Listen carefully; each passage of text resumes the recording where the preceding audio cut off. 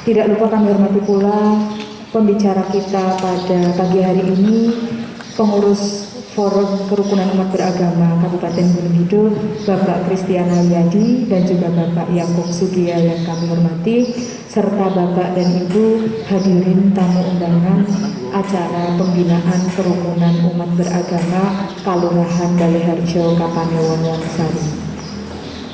Bapak dan Ibu hadirin tamu undangan yang berbahagia, alhamdulillah, puji syukur marilah senantiasa kita panjatkan cara pembinaan kerukunan umat beragama pada pagi hari ini dengan berdoa menurut agama dan keyakinan kita masing-masing.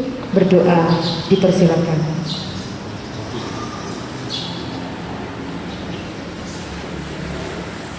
Berdoa cukup, terima kasih.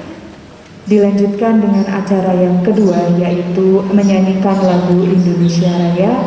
Hadirin dimohon berdiri.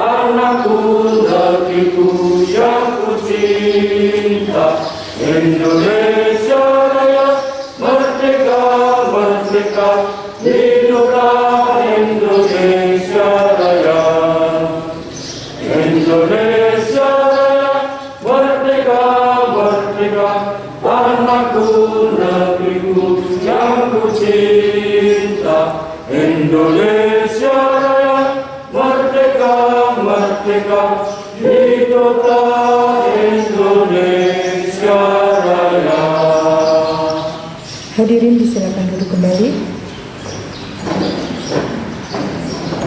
Bapak dan Ibu hadirin peserta pembinaan kerukunan umat Tuhan Yang Maha Esa, hari ini kita dikumpulkan di tempat ini dalam keadaan yang sehat tanpa kurang suatu apapun. Saya mewakili Kelurahan Baleharjo mengucapkan selamat datang dan terima kasih atas waktu yang diberikan kepada kami. Hari ini kami memfasilitasi dari Kesbangpol Kabupaten Gunung Kidul dalam acara pembinaan kerukunan umat beragama. Kami mengundang sesuai kemarin yang diminta oleh Kesbangpol, bahwa hari ini kami mengundang dari berbagai unsur masyarakat, ada tokoh masyarakat, ada tokoh agama, ada perwakilan tokoh wanita yang hari ini dihadiri oleh PKK, ibu-ibu PKK Kalurahan Baleharjo, ada juga ibu dari Bamuskala Kalurahan Baleharjo, tokoh pemuda agama dan juga pamong kalurahan. Mungkin karena adanya kegiatan lain, jadi dari 40 peserta yang kami undang baru 50% yang dapat hadir. Tapi mudah-mudahan nanti dengan berjalannya acara juga akan menambah peserta. Sekali lagi saya juga mengucapkan terima kasih untuk Kesbangpol Kabupaten Gunung Kidul yang telah memberikan pembinaan, memberikan acara pada hari ini, pembinaan kerukunan umat beragama. Sebenarnya di Baleharjo sudah dibuktikan bahwa hari ini dari semua unsur, dari semua agama, semua dapat hadir pada hari ini ya. Jadi mudah-mudahan acara ini nanti juga menambah keharmonisan di keharmonisan dan kerukunan di Kelurahan Baleharjo. Maka kami Bapak Ibu dan kami yang hadir pada hari ini merupakan kepanjang tangan dari masyarakat nanti, jadi bisa disosialisasikan kepada masyarakat apa hasil yang diperoleh dari acara pada siang hari ini. Maka mungkin untuk mempersingkat waktu ini saja yang dapat saya sampaikan. Banyak salah kata, saya mohon maaf yang sebesar-besarnya. Assalamualaikum warahmatullahi wabarakatuh. Terima kasih. Dilanjutkan dengan acara yang keempat, yaitu sambutan Kepala Badan Kesatuan Bangsa dan Politik Kabupaten Gunung Kidul, yang dalam hal ini diwakili oleh Kepala Bidang Kesatuan Bangsa kepada Ibu Irma Madiastuti Rahayu. Waktu dan tempat kami serahkan sepenuhnya. Terima kasih. Bapak Ibu yang kami hormati, Assalamualaikum warahmatullahi wabarakatuh. Sebenarnya salam sejahtera untuk kita sekalian yang kami hormati PLT Lurah Baleharjo beserta jajaran Pamong Kelurahan, yang kami hormati Bapak-bapak Wakil Ketua FKUB Kabupaten Gunung Kidul yang hari ini kersorawuh untuk menjadi narasumber, yang kami hormati pula Bapak Ibu tokoh masyarakat, lembaga dan pemuda ya, pemuda lembaga agama. Puji syukur senantiasa kita panjatkan kehadirat Allah Subhanahu wa taala bahwasanya kita masih diberikan nikmat sehat, nikmat sempat untuk dapat bertemu bersilaturahmi di sini dalam rangka merekatkan kembali ya, mempererat kerukunan umat beragama yang ada di Kelurahan Baleharjo.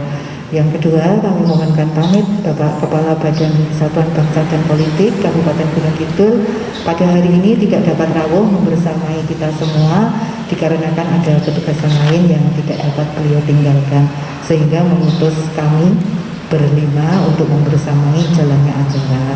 Selanjutnya kami haturkan terima kasih pada Bu Carek beserta jajaran Pamong Kelurahan yang sudah mengizinkan dan memfasilitasi sehingga acara pada kesempatan hari ini dapat berjalan dengan baik dan lancar. Matur nuwun sekali Bu. Dan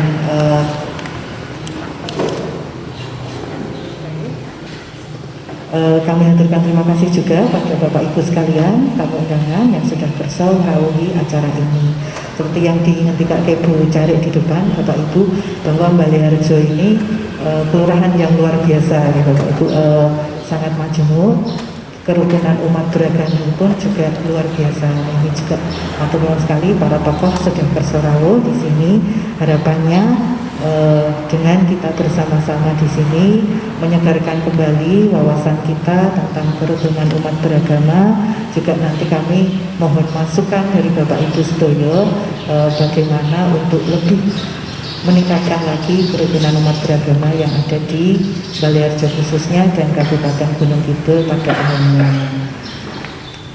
Seperti kita ketahui bersama Bapak Ibu bahwa saling memahami perbedaan dan toleransi itu merupakan pondasi dasar dalam mewujudkan kerukunan hidup rukun baik internal maupun antar umat beragama. Kemudian jika kita tidak mempunyai pemahaman yang sama, tidak ada rasa toleransi dan saling menghargai di antara kita, maka yang terjadi adalah konflik dan perpecahan. Tentunya ini sangat tidak kita harapkan.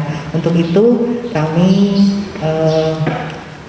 hadir di tengah Bapak Ibu sekalian dengan dua narasumber. Nanti yang pertama Pak Kristiana Riyoti, dia adalah Wakil Ketua FKUB Kabupaten Gunung Kidul, nanti akan menyampaikan banyak hal tentang kerukunan dan moderasi umat beragama. Kemudian Bapak Yakub Sugio, beliau juga Wakil Ketua FKUB Kabupaten Gunung Kidul, nanti akan menyampaikan tentang peraturan bersama dua menteri dan peraturan perundang-undangan lain yang menjadi pedoman kita bersama untuk melaksanakan kerukunan umat beragama.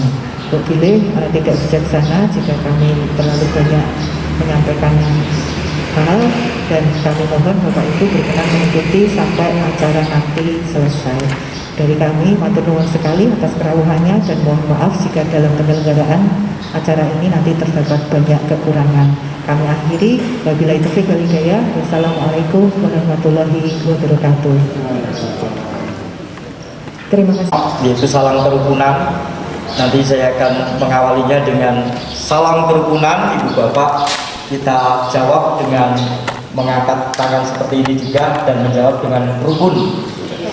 Salam kerukunan. Salam kerukunan. Salam kerukunan. Karena Pak Ketua yang biasanya ya kita di ini, karena saya dan Pak Yakub ini mewakili Pak Ketua FKUD, jadi salamnya kita ucapkan juga. Ya, Bu Irma yang mewakili Bapak Kepala Badan Kesbangpol Kabupaten Gunung Kidul, Bu Sada, Bu Tarik, senior saya ini juga di sini, kamu Pak Daniel Suyanto, Pak Basila, Pak Murtono, kolega-kolega, kemudian ada banyak juga teman-teman yang lain yang juga tahu. Seperti indikasi tadi, kami sowan tentu dalam rangka untuk mengapresiasi situasi tentram rukun damai yang ada di Kelurahan Baliharjo. Kalaupun nanti saya matur terkait dengan kerukunan umat beragama, saya kira hanya tinggal coroannya itu nocok-nocok ini sudah di Baliharjo, dan mungkin hanya akan ada sedikit saja ada tambahan yang barangkali mari sama-sama kita tingkatkan untuk mewujudkan kerukunan umat beragama. Sesuatu hal yang barangkali agak baru adalah penggunaan kata moderasi beragama. Barangkali itu yang nanti akan sama-sama kita coba lihat. Nah, Ibu Bapak yang kami hormati, mohon maaf saya akan supaya bisa lihat secara lebih jelas. Nah, ini ada tentu semboyan yang selalu kita ingat bersama, yaitu Bhinneka Tunggal Ika, yang diwariskan oleh para leluhur kita dan kemudian terpatri pada lambang negara kita, Garuda, semboyan Bhinneka Tunggal Ika, yang tentu memiliki makna yang luar biasa, bahwa kita ini dilahirkan dalam keadaan berbeda. Ini harus kita sadari.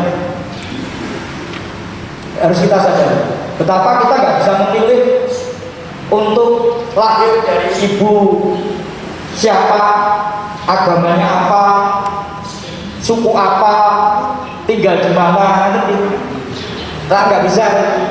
Itu sudah anugerah Tuhan bahwa kita misalnya lahir dari seorang ibu yang beragama Islam, orang Jawa, tinggal di Baliharjo. Itu kan sebuah hal yang nggak bisa dipilih oleh seseorang, dan itu harus sejak awal kita sadari betul. Mungkin saja bukan hanya dengan tetangga yang berbeda, dalam satu keluarga pun bisa jadi berbeda satu terhadap yang lain. Nah, perbedaan ini mesti harus kita sadari betul. Kita dilahirkan dalam keberbedaan. Kita berbeda suku, bahasa dan budaya, kita berbeda agama, kita berbeda adat. Ya, ini merupakan hal yang harus kita syukuri. Tapi juga harus ada kesadaran yang lain, yaitu bahwa kita harus bersatu.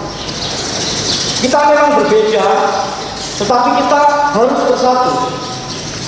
Bangsa ini bisa mencapai kemerdekaan bukan hadiah dari penjajah, tapi bangsa ini bisa merdeka karena ada semangat untuk bersatu.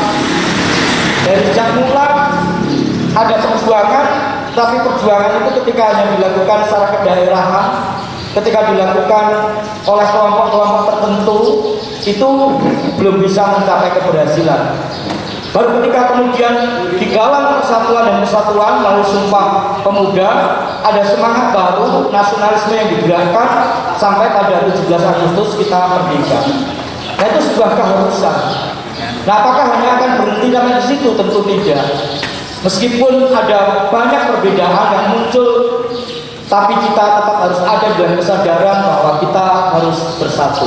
Kita harus rukun. Ini hal yang penting yang harus kita ingat selalu. Menurut peraturan bersama Menteri Agama dan Menteri Dalam Negeri nomor 8 dan nomor 9 tahun 2006 pada pasal 1, ini yang dimaksud dengan kerukunan itu adalah keadaan hubungan sesama umat beragama yang dilandasi toleransi, saling pengertian, saling menghormati, menghargai kesetaraan dalam pengamalan ajaran agamanya, dan kerjasama dalam kehidupan bermasyarakat, berbangsa dan bernegara di dalam negara kesatuan Republik Indonesia berdasarkan Pancasila dan Undang-Undang Dasar Negara Republik Indonesia tahun 1945. Jadi walaupun kita itu hidup beragama, ada landasan-landasan untuk kita bisa bersatu dengan agama yang lain, tapi landasan dalam hidup bernegara, mengapa kita memang mesti kemudian bersatu sebagai sebuah bangsa atau warga negara, itu landasan utamanya memang adalah Pancasila dan Undang-Undang Dasar Negara Republik Indonesia tahun 1945. Itu landasan yang paling harus kita junjung dalam hidup berbangsa dan bernegara. Oke, ketika kita ada di dalam komunitas agama kita masing-masing, landasannya adalah ajaran agama, harus. Tapi ketika kita sudah hidup sebagai bangsa dan negara, maka landasan hidupnya adalah Pancasila dan Undang-Undang Dasar Negara Republik Indonesia tahun 1945. Nah, ada hal, kalau saya melihatnya itu capaian-capaian hidup rukun. Capaian yang pertama itu tidak ada masalah antar umat beragama. Rukun yang pertama itu tidak ada masalah. Tapi capaian berikutnya itu yang pertama ini tidak ada masalah. Tapi tidak ada masalah itu belum tentu bisa menerima yang lain itu untuk ketemu dengan kita. Tahu? Jadi misalnya terjenengan siapa Bapak? Ya, Pak Purwanto dengan Pak Farudi duduk bersama, nggak ada masalah kan? Tapi belum tentu Bapak kerso salaman dengan Bapak ini. Oh ya, ini contoh saja, bukan contoh saja. Ini ya dalam pandemi nggak boleh ya, tapi kan tetap salam kan gitu ya. Misalnya namaste apa gitu. Nah itu nggak ada masalah. Ini rukun, tapi rukun yang levelnya paling rendah, hanya nggak ada masalah. Tapi yang berikutnya, level berikutnya itu nggak ada masalah, lalu mau bisa saling menerima satu terhadap yang lain, tidak ada penolakan. Itu yang berikutnya. Nah, level yang berikutnya itu mau bekerja sama. Mau menerima kan belum tentu kerjasama.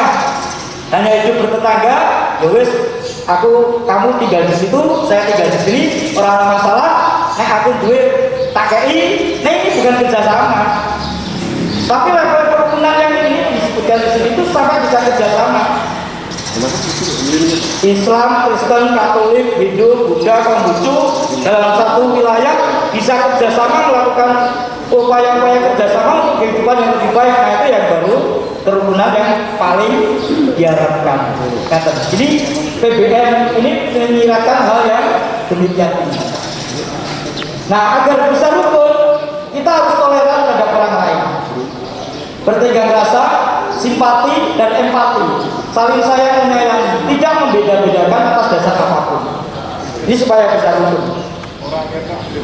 Nah, sadari bahwa semua agama itu mengajarkan cinta kasih semesta. Terus, saya kira semua agama sama mengajarkan itu. Islam mengajarkan rahmatan lil alamin, jadi rahmat bagi semesta. Agama yang lain juga begitu. Kristen, Katolik, Hindu, Buddha itu juga mengajarkan cinta kasih untuk semua. Toleransi, bertenggang rasa, simpati dan empati, saling sayang menyayangi, tidak membedakan. Semua agama mengajarkan hal yang demikian. Nah, sekarang saya ingin mengajak, ada kata yang tadi dipakai, yang pertama adalah toleransi. Kenapa Pak? Oke. Kenapa toleransi?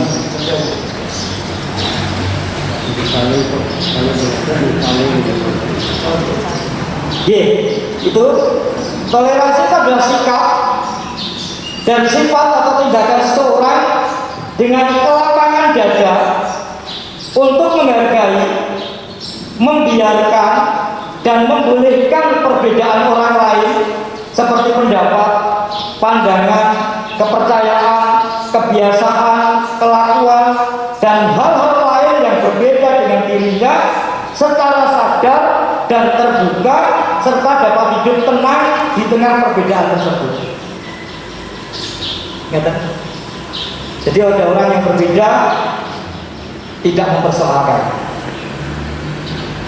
Orang berbeda datang kepada kita terbuka, kita terima. Menerima perbedaan kan bukan berarti lalu kita ikut ke sana kan? Menerima perbedaan kan juga bukan berarti sana harus ikut kita kan? Tapi kita terima dengan terbuka. Ini namanya toleransi.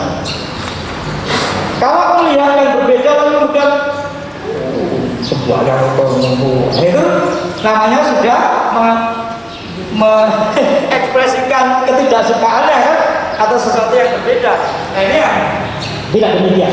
Nah tentu pengertian toleransi demikian. Istilah toleransi ini berasal dari bahasa Latin toleransi, yang artinya kelonggaran, kelembutan hati, keringanan, dan kesabaran.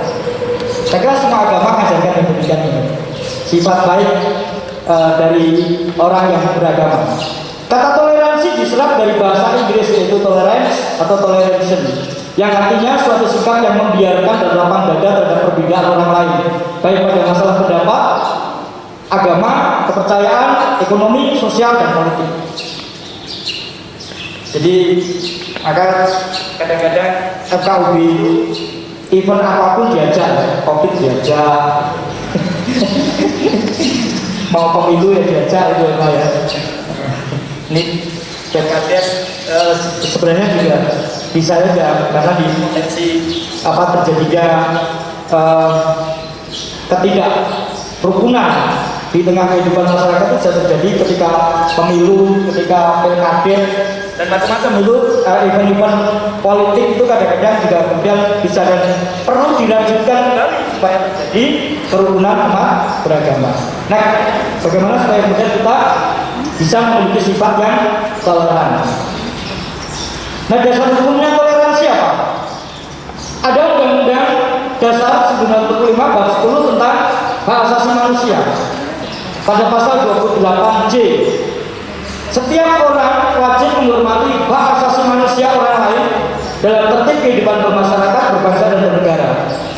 Dalam menjalankan hak dan kebebasannya, setiap orang wajib tunduk kepada pembatasan yang ditetapkan dengan undang-undang dengan maksud semata-mata untuk menjamin pengakuan serta penghormatan atas hak dan kebebasan orang lain dan untuk memenuhi tuntutan yang adil sesuai dengan pertimbangan moral, nilai-nilai agama, keamanan, dan ketertiban umum dalam suatu masyarakat yang demokratis. Jadi kalau saya membatasi penerapan hak asasi manusia penjaringan, boleh nggak? Tidak boleh. Tapi kalau negara membatasi penggunaan hak penjaringan, boleh tidak? Boleh. Jadi kalau orang per orang, misalnya masyarakat ini satu padukuhan di Baliharjo membatasi penggunaan hak warga masyarakat di padukuhan itu, boleh nggak? Tidak boleh. Tapi kalau negara mengeluarkan undang-undang yang membatasi penggunaan hak warga negara, boleh. Jadi ini pengertiannya begini. Jadi kalau kemudian ada sekelompok warga negara yang kemudian dia bergerak membatasi penggunaan hak sesama warga negara, itu nggak bisa dibenarkan menurut Undang-Undang Dasar Negara Kesatuan Republik Indonesia tahun 1945. Kamu sedang? Oke, saya lanjutkan. Nah, bentuk toleransi itu menurut Abdullah, sikap toleransi dapat diwujudkan pertama memberikan kebebasan atau kemerdekaan. Jadi memberikan kebebasan kemerdekaan semua orang termasuk dalam hidup beragama. Itu ada kebebasan. Mengapa demikian? Kebebasan atau kemerdekaan diberikan sejak manusia lahir sampai meninggal. Dan kebebasan atau kemerdekaan yang manusia miliki tidak dapat digantikan atau direbut oleh orang lain dengan cara apapun, karena kebebasan itu adalah datangnya dari Tuhan.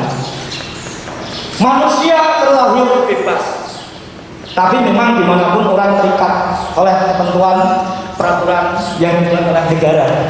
Ini harus sadar, manusia dilahirkan bebas, betul, tapi manusia juga mesti harus tunduk pada peraturan yang dibuat oleh negara. Ini pertama. Yang kedua, mengakui hak setiap orang. Suatu sikap mental yang mengakui hak setiap orang di dalam menentukan sikap, perilaku, dan nasib masing-masing. Tentu saja sikap atau perilaku yang dijalankan itu tidak melanggar hak orang lain, karena kalau demikian kehidupan di dalam masyarakat akan kacau. Sama seperti proliman itu, ada lampunya merah, kuning, hijau. Orang bebas gitu berlalu lalang di jalan itu.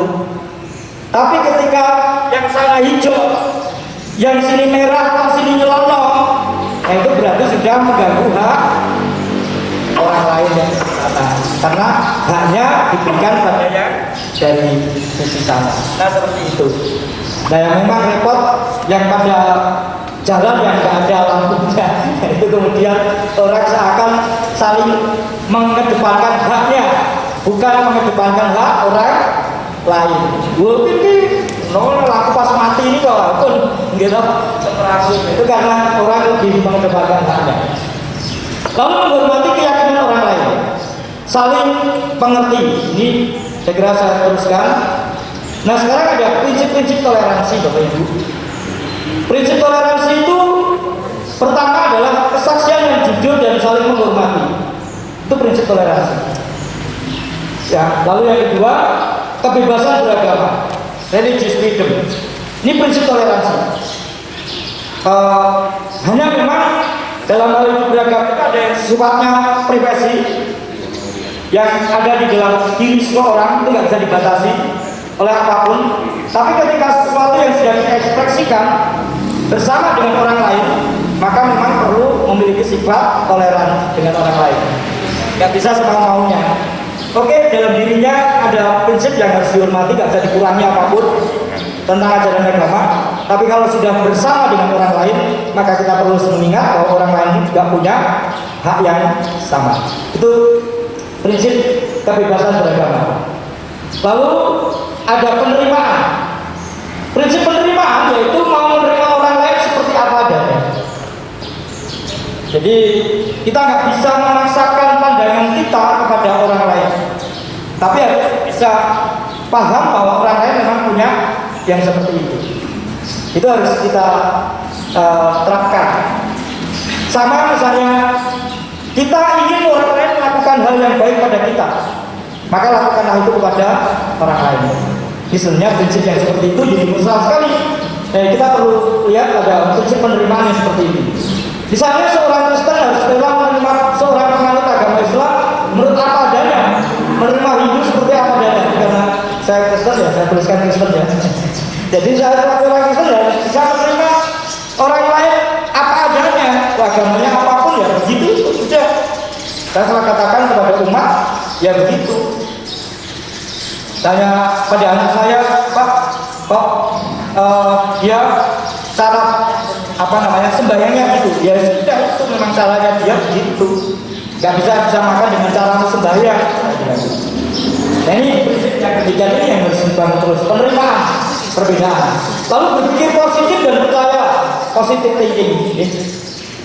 Kita masih harus percaya agama apapun itu mengajarkan hal yang baik. Yakin. Maka ketika ada orang sekelompok agama mau membangun rumah ibadah, yakinlah bahwa tujuannya membangun rumah ibadah itu pasti baik.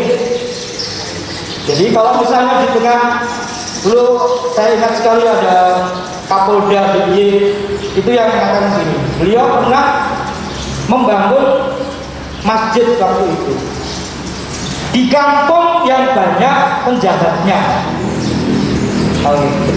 Beliau itu gitu. Jadi bingung kan itu. Gimana ini? Kampung itu terkenal sebagai kampung penjahat. Jadi kampung maling. Kampung maling, prostitusi itu ada di kampung itu. Nah, Pak Kapolda ini kemudian utusan untuk di situ dibangunlah masjid. Mengapa? Beliau bukan tiba-tiba begini. Ya paling tidak di situ ada masjid yo sungkan yang harus melakukan maksiat kan gitu. Terus itu. Jadi kalau paling tidak kalau di situ ada rumah ibadah, ya paling tidak kemudian sungkan yang harus melakukan kegiatan-kegiatan yang tidak baik. Itu agama apapun itu. Jadi ketika ada orang yang mau membangun rumah ibadah, maka jangan seudon, jangan lalu ini. Terus jadi dia itu berprasangka baik, berprasangka baik pastilah. Wong sing jenenge rumah ibadah itu yang kebaikan, mungkin akan untuk kejahatan, maka ya terima saja, nggak usah berprasangka negatif gitu, berprasangka positif saja, nggak usah saling membatasi. Wong itu memang kepentingannya dia. Ini hal-hal yang sebenarnya menjadi prinsip, hal yang penting yang perlu kita catat bersama. Nah, toleran ini artinya di dalam toleransi terkandung dua kata kunci. Pertama, kesengajaan. Jadi sengaja kita melakukan itu dengan sadar ya. Bukan tanpa sadar kalau kita menerima perbedaan, tapi sadar. Menghormati dengan sadar. Gitu. Jadi ini ada kesengajaan. Lalu yang kedua, tidak mengganggu. Keduanya adalah elemen yang sangat penting. Jadi sadar, lalu kemudian tidak mengganggu. Kalau itu kita terapkan, toleransi yang demikian itu pasti baik. Nah, di Baliarjo nampaknya hal yang seperti ini sudah berjalan dengan luar biasa. Tepuk tangan. Maka tadi saya matur, wah nonton Baliarjo itu kalau ngajeng matur sitik mawon yang baik gitu, karena semuanya sudah terwujud dengan luar biasa. Saya tahu persis. Saya beberapa kali bersama dengan FKUB itu memberikan rekomendasi masjid ya sudah pernah, memberikan rekomendasi gereja ya sudah pernah, jadi di sini. Tapi saya tanya teman saya itu Pak Lajar yang muda juga Pak di Baliarjo, umatnya ada, memang belum ada rumah ibadahnya ya, tapi ya memang sudah bisa tercukupi di tempat lain gitu. Kemudian yang Hindu juga begitu, umatnya ada enggak ada, tetapi memang belum ada rumah ibadahnya, dan tidak selalu harus ada di suatu wilayah itu bangunan rumah ibadah untuk agama semua itu gitu. Dan tapi di sini wah sangat beragam sekali di Baliarjo ini. Jadi yang luar biasanya Kalurahan Baliarjo. Nah kemudian kalau yang tadi toleransi, sekarang mari kita sama-sama belajar tentang intoleran. Kebalikannya itu apa? Setidaknya ada 3 komponen intoleransi. Ketidakmampuan menahan diri, tidak suka kepada orang lain. Dalam hati wis tidak suka, terus kudu mengekspresikan ketidaksukaannya itu kepada orang lain gitu loh. Nah ini intoleran, itu komponen pertamanya seperti itu. Entah mengekspresikannya itu lewat raut muka, kepeduk akhirnya ketemu dengan pasarnya bangkos, seperti itu. Peduk arisan suara itu ekspresi dari sisi tampilan. Belum kemudian kata-kata. Sekarang itu mungkin bisa jadi kata-katanya nggak diucapkan langsung. Status WA-nya itu sebendino menyinggung itu misalnya. Itu ekspresi dari nggak mampu membendung ketidaksukaannya. Itu FB, IG, grouping seperti itu saja, itu namanya intoleran. Sinten sing asring ngaten kira wis yo. Kula berusaha matur ibu-ibu, bapak-bapak iki iso ngaten gitu. Tapi kalau di Baliarjo lah mboten nggih. Alisan ibu-ibu PKK ngaten nggih mboten nate damel WA statusnya sing elek-elek, sing apik-apik, menampilkan citra PKK yang luar biasa. Yang ngaten mriki itu menggunakan namanya tidak menerapkan ini. Tapi yang kedua, sikap mencampuri dan atau menentang sikap atau keyakinan orang lain. Ini sudah. Jadi memaksakan pemikirannya itu untuk dilakukan oleh orang yang berbeda keyakinan. Nah, itu kan sudah nggak bisa.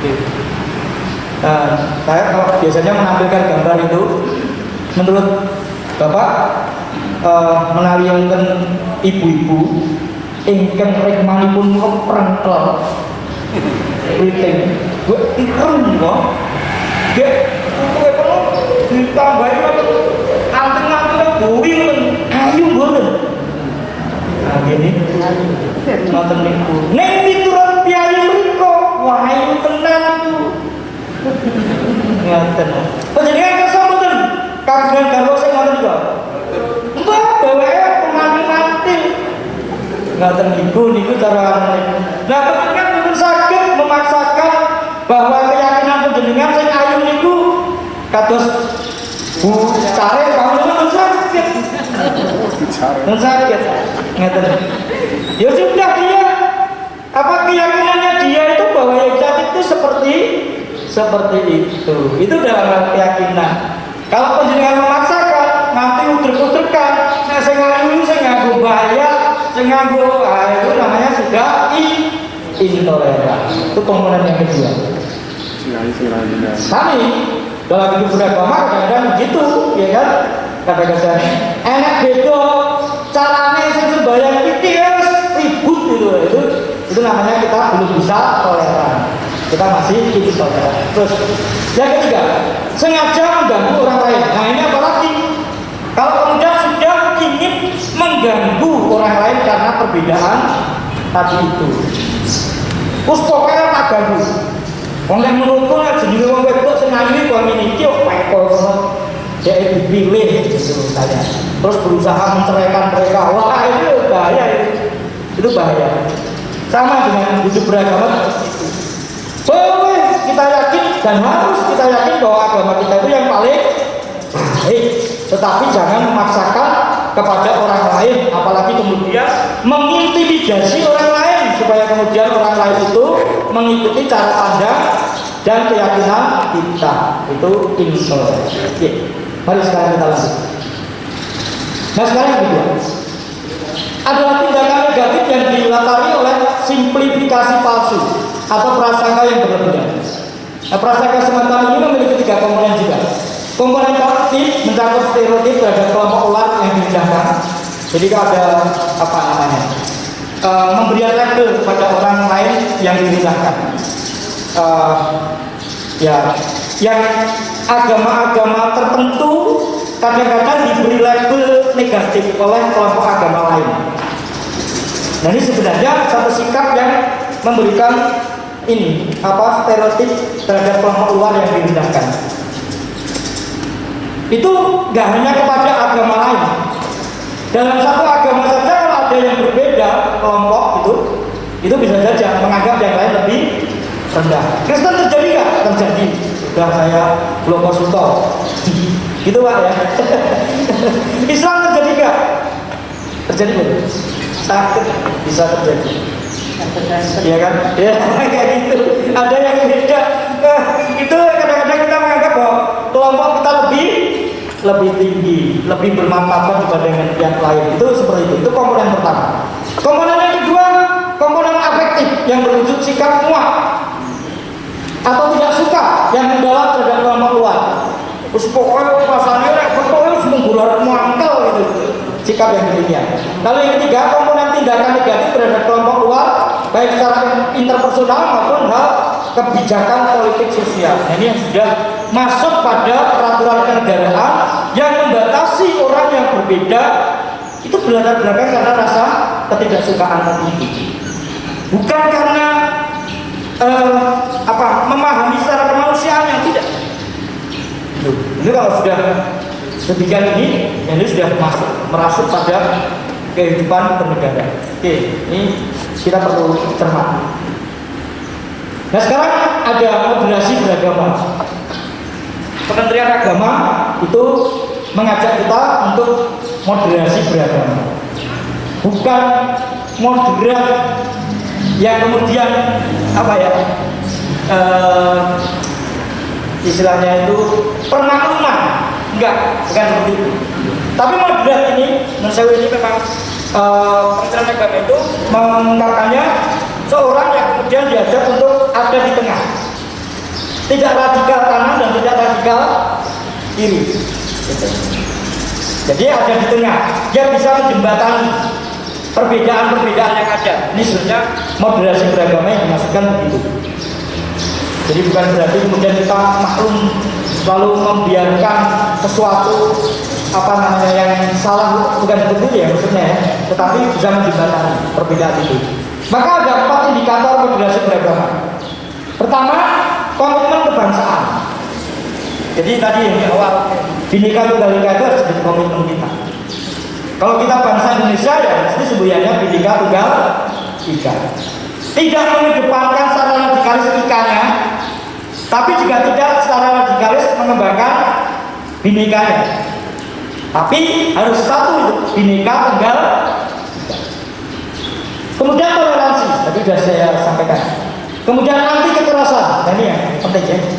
Ya, sengit ya sengit, nih rasa kekerasan gitu. Simpen di dalam hati.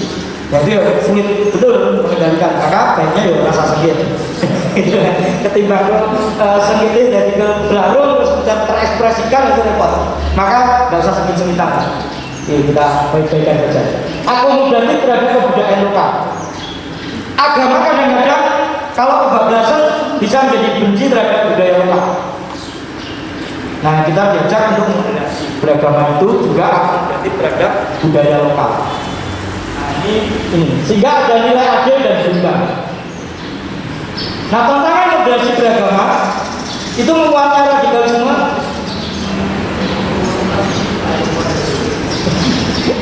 Beda kebablasan. Ya, menguatnya radikalisme agama.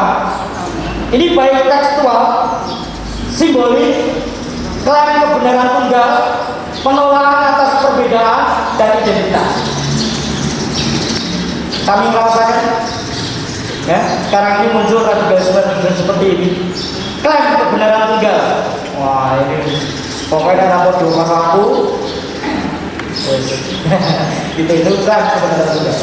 Indonesia adalah negara dengan beragam agama, kepercayaan, juga mazhab dan aliran. Harus kita jadi. Ini tantangan hidup moderasi beragama itu yang kedua itu. Posisi kelompok lemah dalam sebuah relasi menjadi semakin riskan. Baik relasi antar minoritas dan mayoritas. Meskipun Presiden pernah mengajak kita untuk tidak lagi menggunakan paham mayor dan minor. Gitu. Sebab dalam sebuah komunitas agama tertentu pun pasti akan ada yang mayor dan minor. Betul? Apakah selalu Islam mayoritas? Seperti tidak. Tidak. Ada komunitas Islam yang minor juga. Terus di satu wilayah atau di dalam komunitas agama Islam itu sendiri. Nah, maka kemudian sebaiknya memang kita tidak menggunakan dikotomi mayoritas dan minoritas. Itu kemudian relasi laki-laki dan perempuan. Nanti kalau sudah relasi yang tetap ini di dalam kehidupan bernegara, kemudian kita diajak untuk memiliki visi-visi semangat baru dalam hidup sebagai masyarakat desa utamanya. Ini negara melindungi dan memberdayakan desa agar menjadi kuat, maju, mandiri, demokratis, sehingga dapat menciptakan landasan yang kuat dalam melaksanakan pemerintahan dan pembangunan menuju masyarakat yang adil, makmur dan sejahtera. Itu desa. Sekarang kalau di DIY jadi kelurahan, tapi yang hakikatnya adalah desa kelurahan. Namo Buddhaya, salam kebajikan untuk kita semua.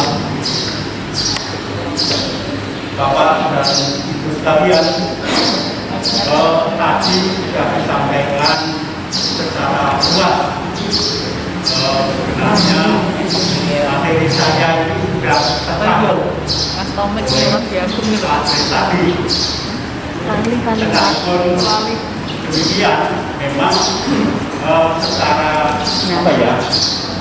secara sedikit saya sampaikan bahwa sebelum kami menyampaikan hal-hal yang berkaitan dengan tugas Bapak dan Ibu sekalian selaku anggota masyarakat, ini saya menyampaikan bahwa saya menjadi anggota FKUP ini adalah KUB yang mengganti itu. Jadi dilarang saya menjadi anggota KUB karena mengganti yang dari yang KUB. Ini dilarang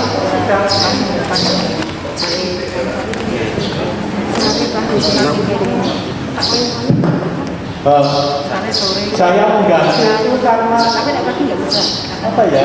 Karena sesuatu hal yang memang anggota dari perwakilan dari KUB ini mengundurkan diri. Oleh karena itu saya dituntut untuk mengganti. Namun demikian dilarang saat pandemi saya dilantik menjadi anggota KUB terus pandemi sehingga tidak ada pekerjaan, sebenarnya sangat sedikit pekerjaannya, sehingga mungkin pengalaman di KUB saya juga sangat minim. Oleh karena itu marilah kita belajar bersama bagaimana untuk mewujudkan kerukunan khususnya di desa Baliangkuri. Jadi materinya sudah kami sampaikan kepada sekalian. Ini adalah peraturan bersama Menteri Agama dan Menteri Dalam Negeri.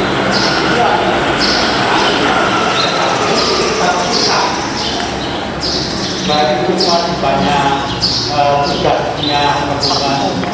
tugasnya bagi bupati, wakil bupati, kemudian camat, kemudian lurah. Ini sudah kami sampaikan. Nah, oleh karena masalah-masalah yang prinsip tadi juga disampaikan oleh Bapak Tresyono Yadi, ini nanti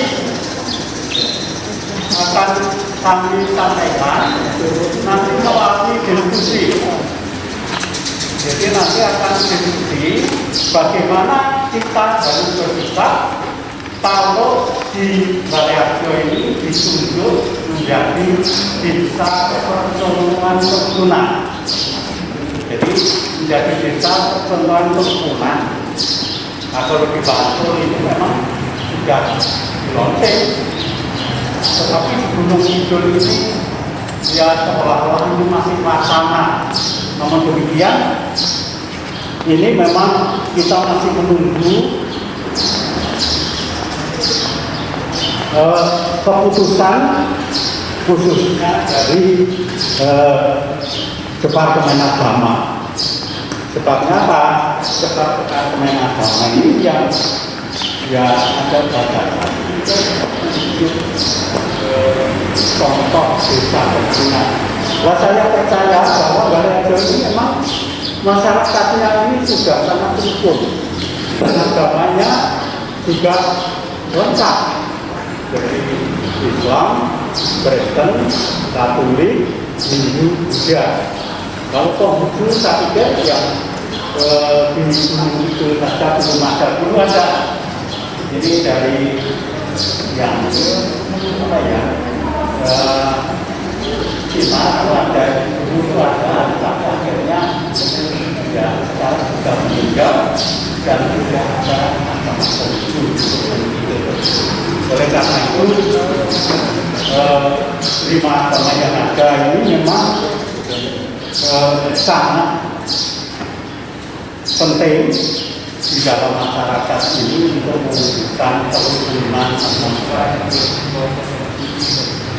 Sudah disampaikan bahwa surat keputusan itu mengikuti 3 materi sebenarnya. Itu Bapak akan melihat itu ada beberapa masalah pemeliharaan kerukunan. Yang kedua adalah pemberdayaan SKUD, karena SKUD juga sangat penting dalam ini urusan kerukunan. Kemudian juga yang ketiga itu adalah untuk menjadi pendirian rumah ibadah. Pendirian rumah ibadah ini baru saja dari kemudian ibadah yang baru saja hari Selasa sampai Senin ini sudah direkomendasi oleh FKUB Gunung Kidul dengan tanda tangan dan sudah di suratnya resmi dari FKUB Gunung Kidul. Ini pada hari Senin yang lalu ini kita sudah mengadakan semua menyetujui pembangunan CBD di Bukersari ya. Bukersari ini baru saja. Oleh karena itu FKUB ini memang sangat penting. Oleh karena itu karena saya ini sudah tua, jadi baru 1 tahun lebih itu menjadi anggota FKUB, tapi umur saya itu sudah tua, yaitu yang 21 bulan November itu sudah berakhir dan saya akan mundur. Saya diganti yang muda. Soalnya yang muda seperti Pak Presiden. Ini kan seperti anak saya karena sekolahnya ini berat. Maksud saya ini dengan Pak Presiden.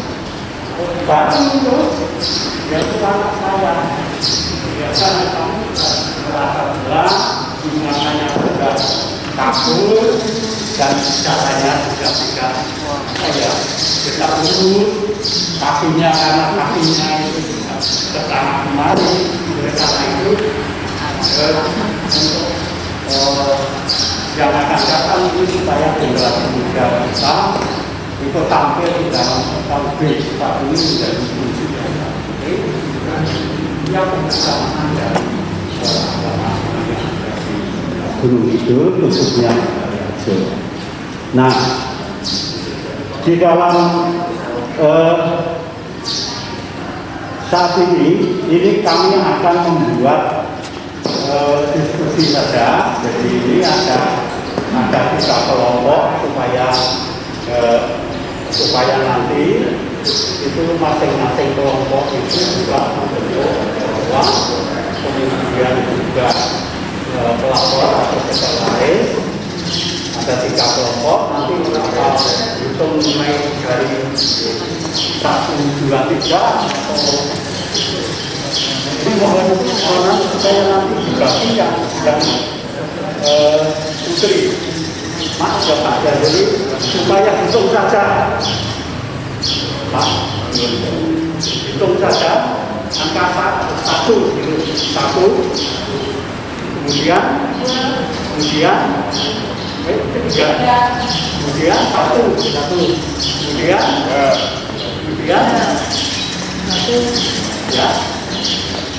2, 3, kemudian berapa?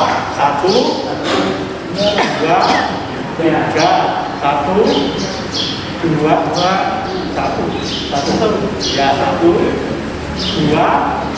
3, 1, 2, 3, 1, 2, 3, 1, 2, 3, 1, 2, 3. Jadi ada 3 kelompok. Jadi yang nomor 1 nanti dengan nomor 1, kemudian yang nomor 2 kumpul dengan nomor 2, yang nomor 3 kumpul dengan nomor 3.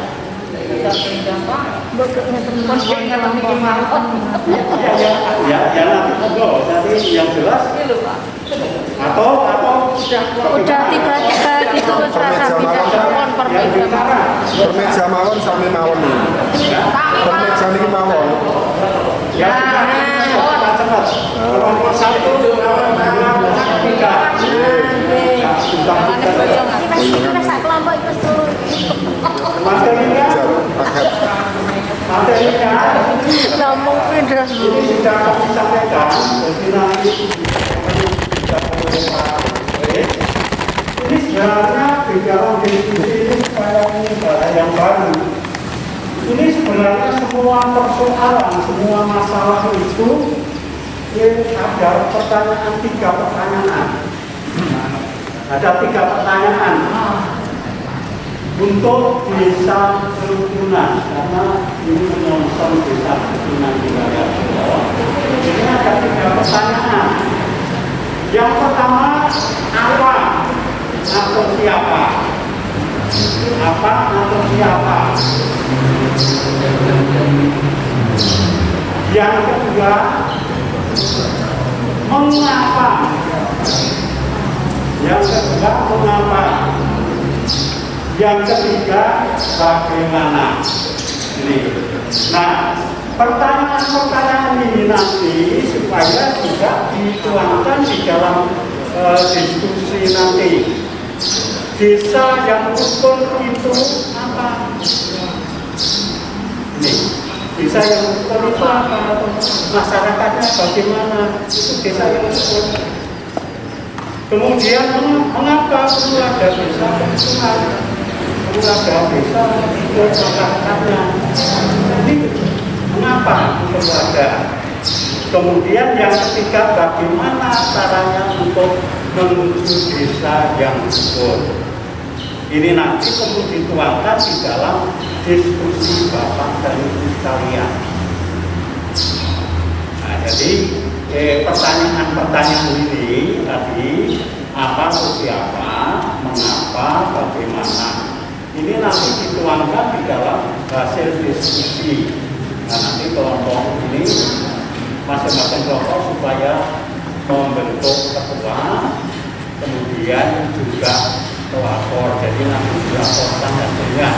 Nah, hasil daripada diskusi ini nanti ini boleh difoto atau difoto oleh desa, kemudian hasilnya yang nanti ditulis tangan dalam kertas, sudah kita siapkan kertasnya, nanti bisa dibawa ke RKUB sebagai arsip, sebagai arsip di dalam sikap dari masyarakat di wilayah ini sebagai wilayah masyarakat. Jadi menuju desa kerukunan ini kaitannya dengan moderasi generasi. Nah, ini supaya apa? Supaya Bapak dan Ibu sekalian ini juga yakin.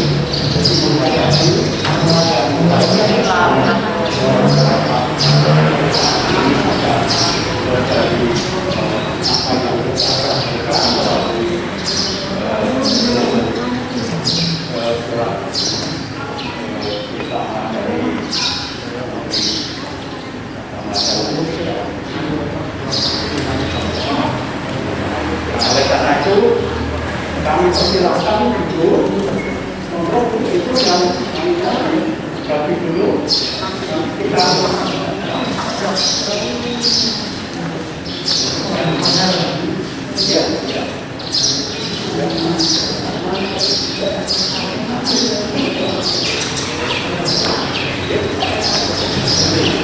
maaf Pak, sebelum diskusi sebenarnya nanti berinteraksi beberapa kelompok, 3 kelompok ini nanti berbaur jadi satuan seperti dalam ini, kemudian berbaur dan nanti bebas untuk mengekspresikan apa hasil dari itu. Terima kasih. Jadi akan ulang, jadi nanti kita mungkin tempatnya ya di bawah ya. Jadi nanti satu kelompok silakan nanti untuk di bawah. Ada 3 kelompok itu silakan memilih tempatnya sendiri-sendiri. Ini apa?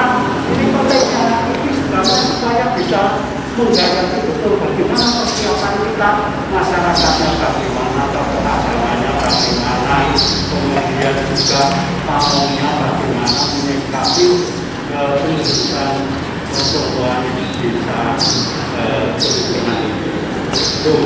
Jadi memang semua ada wilayah supaya ada saran yang ditulis di dalam tapi 3 pertanyaan itu. Intinya ada 3 pertanyaan itu. Apa, siapa, mengapa, bagaimana. Masyarakat beragama yang pun di desa juga ya itu.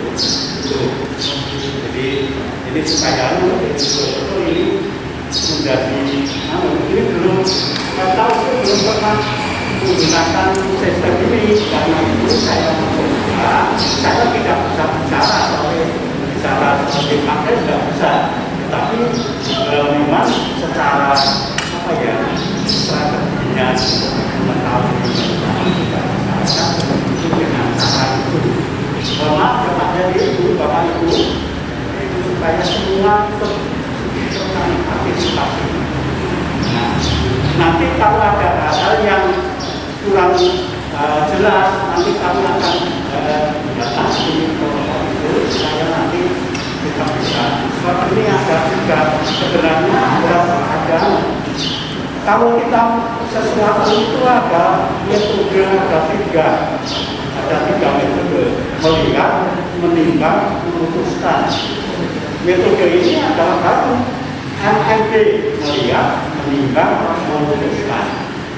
Ini tidak ada di dalam pelajaran di perguruan tinggi atau di sekolah itu tidak ada.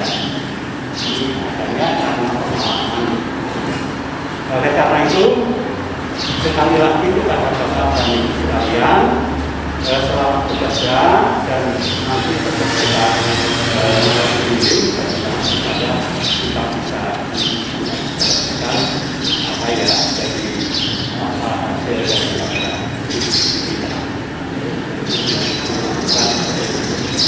terima kasih Mas. Jadi Mas Kerja atau nanti ini supaya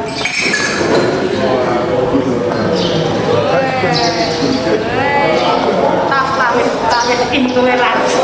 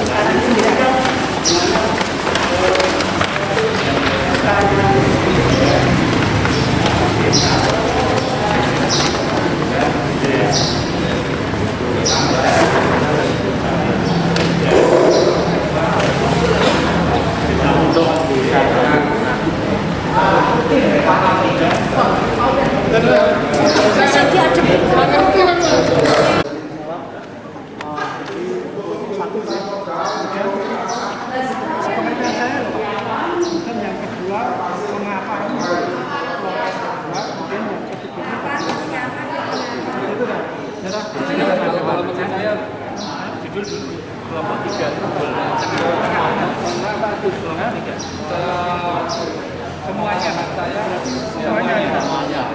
Dan kalau apa dan siapa itu pelaku. Termasuk sarana dan prasarana penempatan dan sebagai subjek. Siapa subjek?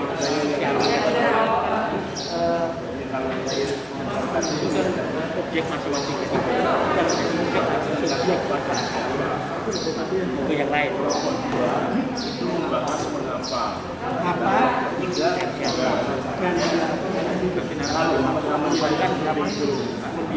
Siapa pelaku bukan kelompok satu membahas Yang dimaksud diberi penjelasan pengantarnya itu yang diharapkan bisa kerukunan yang kita itu kita menjadi subjek untuk melaksanakan ini mempunyai toleransi yang tinggi penemuan. Itu kan diskusikan.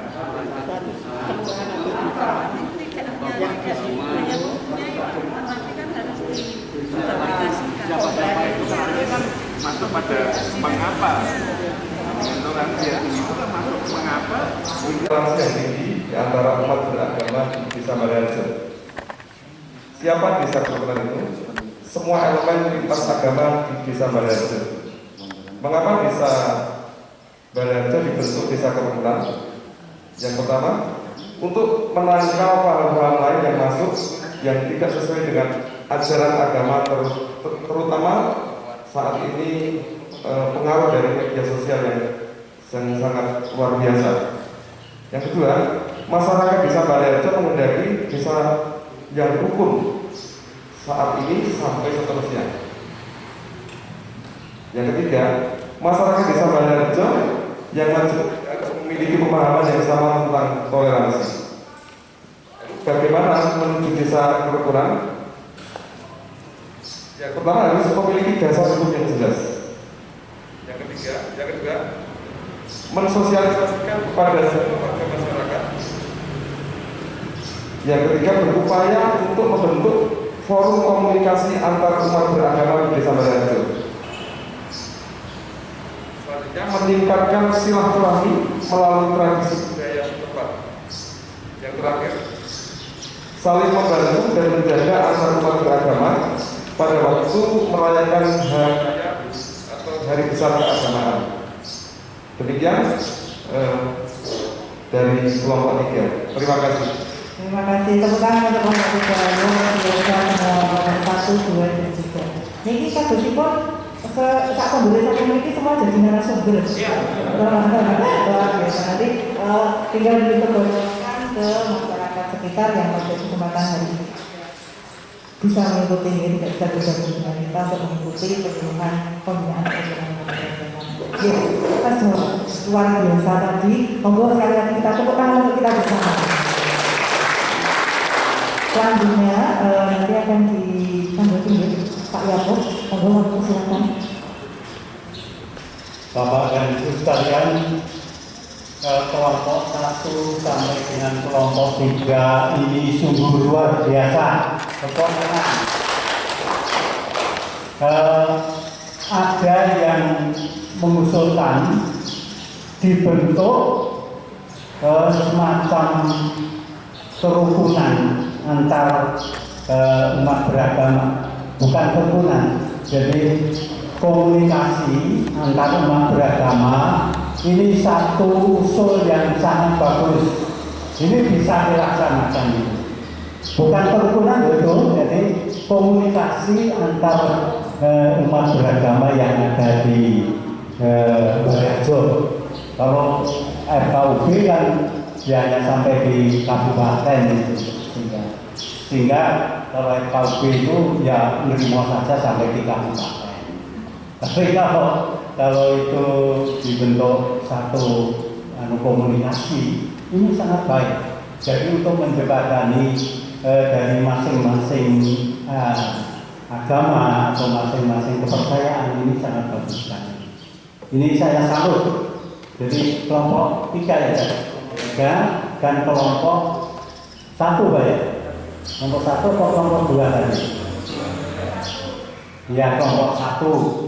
Nah, kelompok 3 ini juga sangat lengkap sebenarnya, hanya memang belum mengusulkan itu. Nah, nanti supaya kalau ini memang bagus dipandang baik, ini supaya nanti dibentuk yaitu komunikasi umat beragama di Baleharjo. Nah, semua saja yang berpartisipasi di dalam diskusi ini kami sampaikan terima kasih. Semoga nanti bisa dilanjutkan di dalam forum-forum yang lain untuk menyampaikan apa yang kita usulkan, apa yang kita bahas pada siang hari ini. Sekali lagi kami ucapkan terima kasih dan salam kerukunan. Salam kerukunan. Salam kerukunan. Saya kira itu yang perlu kami sampaikan. Pak Kes teman-teman, sampun cekap, lalu sampun berarti diskusi dan penyampaian materi sampun kita lakukan. Harapannya waktu dari Kelurahan Baleharjo masih lagi berarti pembentukan forum komunikasi antar umat beragama akan kita kawal terus tindak lanjutnya nanti dari Pak Kes sebagai embrio pertama di Gunung Kidul yang membentuk forum komunikasi antar umat beragama. Waktu kami keberatan dan pembawa acara monggo kita tutup acara pada kesempatan siang hari ini. Terima kasih pada Bu Irma, Bapak dan Ibu, boleh kita berikan tepuk tangan untuk pembicara kita yang berbahagia. Terima kasih Bapak dan Ibu peserta pembinaan kerukunan umat beragama di Kelurahan Baleharjo telah tiba kita pada penghujung acara pembinaan KUP pada siang hari ini. Terima kasih yang sebesar-besarnya kami ucapkan kepada Bapak Ibu peserta dan juga Bapak Ibu Pamong dan Kelurahan Baleharjo yang telah memfasilitasi terlaksananya kegiatan pada siang hari ini. Kami dari tim Badan Persatuan Bangsa dan Politik memohon pamit dan memohon maaf apabila terdapat banyak kesalahan dan kekurangan dalam menyelenggarakan acara pada pagi dan siang hari ini.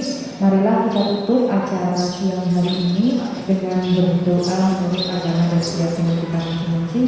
Berdoa, silakan. Berdoa cukup, Bapak dan Ibu. Sebelum kita tutup, marilah kita bersama-sama menyanyikan lagu Dalam Negeri. Hadirin dimohon berdiri.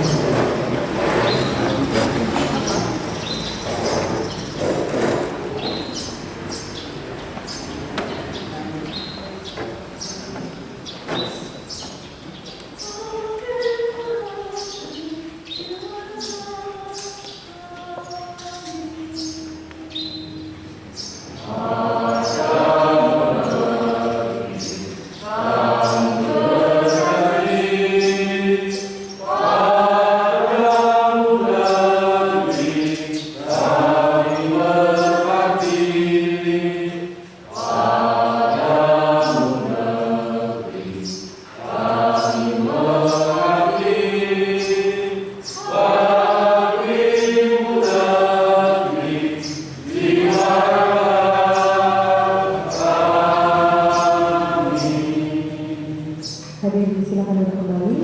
Terima kasih kepada Bapak dan Ibu peserta pembinaan KUP pada siang hari ini. Kami tutup. Wassalamualaikum warahmatullahi wabarakatuh.